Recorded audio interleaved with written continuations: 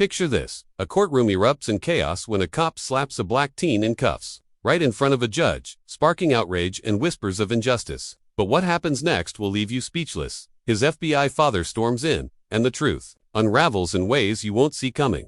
Buckle up for a gripping tale of power, betrayal, and redemption that'll keep you on the edge of your seat. If you love stories that twist your heart and challenge your mind, hit that subscribe button now to join our community of truth seekers and never miss a story that matters.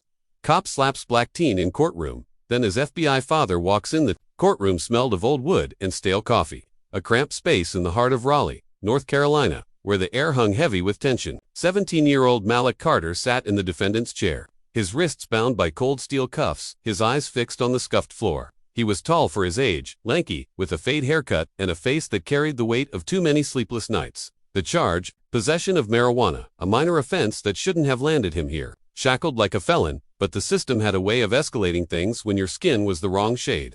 The room buzzed with murmurs from the sparse audience, mostly court clerks, a few reporters, and Malik's mother, Aisha, who sat in the back row, her hands clasped so tightly her knuckles paled. The judge, a stern woman with gray streaks in her hair, adjusted her glasses and called for order.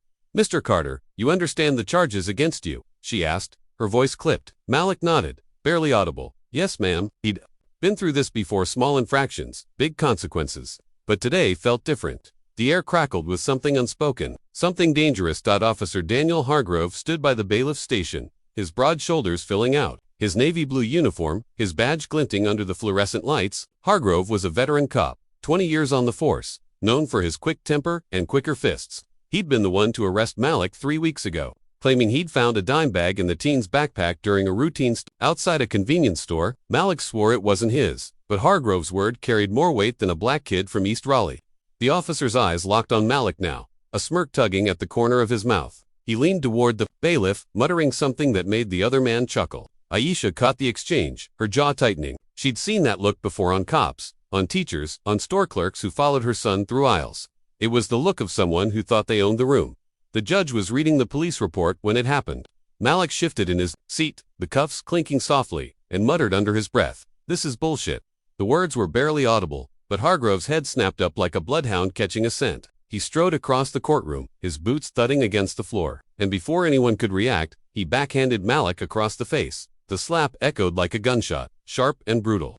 Malik's head jerked to the side, his cheek stinging, red, and a gasp rippled through the room. Aisha shot to her feet, a cry escaping her lips. "You can't do that," she shouted, but the bailiff grabbed her arm, holding her back. The judge banged her gavel, her face flushed with shock. "Officer Hargrove, stand down," she barked, but Hargrove didn't move, his chest heaving, his eyes boring into Malik's. "You watch your mouth, boy," he growled, low enough that only Malik could hear. The teen's fists clenched, but he said nothing, his heart pounding. With a mix of fear and rage, the courtroom doors swung open with a bang, and every head turned. A man stood in the doorway, his silhouette framed by the harsh light of the hallway.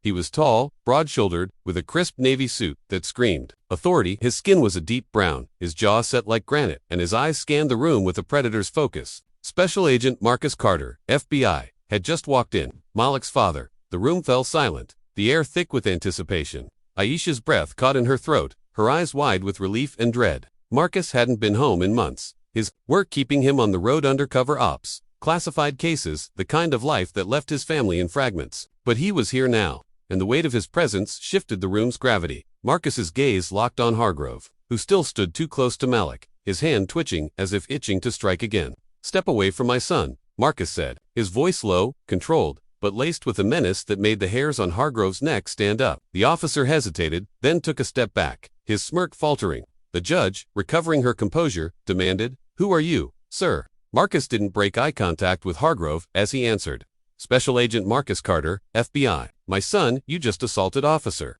The word assaulted hung in the air, sharp and deliberate. The reporters in the back scribbled furiously, sensing a story that would dominate headlines by morning. Marcus crossed the room in long, purposeful strides, his polished shoes clicking against the floor. He stopped beside Malik, placing a hand on his shoulder. "You okay?" he asked, his voice softening for the first time. Malik nodded, but his eyes glistened, a mix of relief and resentment.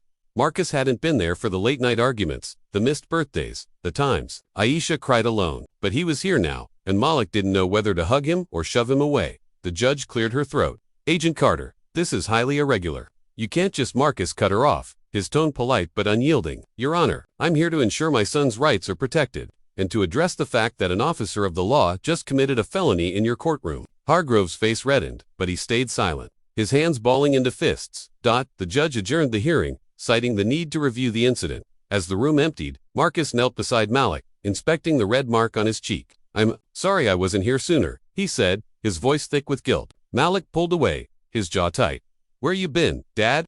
You show up now, like some superhero. I don't need you." The words cut deep, but Marcus didn't flinch. He'd heard worse, felt worse. He stood, turning to Aisha, who was now at Malik's side. "We need to talk," he said. She nodded, her eyes wary but grateful.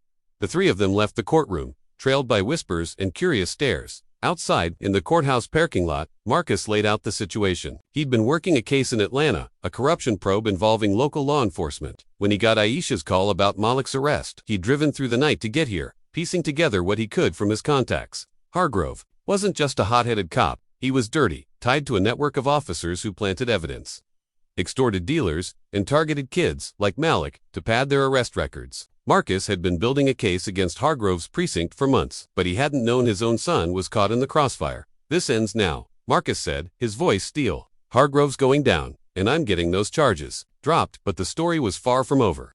That night, at the Carter family's modest home in East Raleigh, Malik sat on the couch, staring at the TV without seeing it. Aisha was in the kitchen, making tea, her hands shaking. Marcus stood by the window, his phone pressed to his ear, barking orders to his team in D.C. The slap in the courtroom had gone viral. Raw footage captured by a reporter's phone now trending on X, with hashtags like #JusticeForMalik and #RogueCop. Public outrage was building, but so was the backlash. Posts on X from Hargrove's supporters, mostly fellow officers and their families, called Malik a thug and claimed the slap was justified.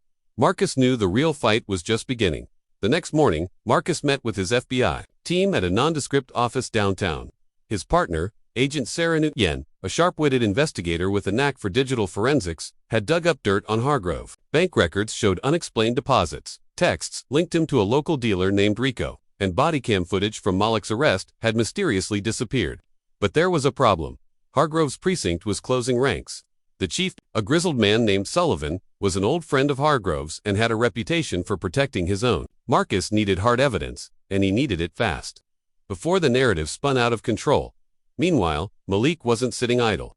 Angry and humiliated, he slipped out of the house while Aisha was at work and met up with his friend Jaden, hacker who'd dropped out of high school but could crack any system. Jaden had been following the X-Storm and had a lead, a burner phone number Hargrove used to contact Rico. "I can trace it," Jaden said, his fingers flying over a laptop in his cluttered bedroom. "But you gotta be careful, man, these cops don't play." Malik nodded, his jaw set. He wasn't just fighting for himself anymore. He was fighting for every kid who'd been profiled, harassed, or worse. The trace led to a warehouse on the edge of town, a hub for Rico's operation. Malik, against Jaden's warnings, went to scope it out, hiding in the shadows as he watched Hargrove meet Rico under the cover of night. The officer handed over a duffel bag cash. Malik Geston took a package in return. Malik's phone camera caught it all, shaky footage but clear enough to show Hargrove's face. He sent it to Jaden, who forwarded it to Marcus. The evidence was damning, but it came at a cost.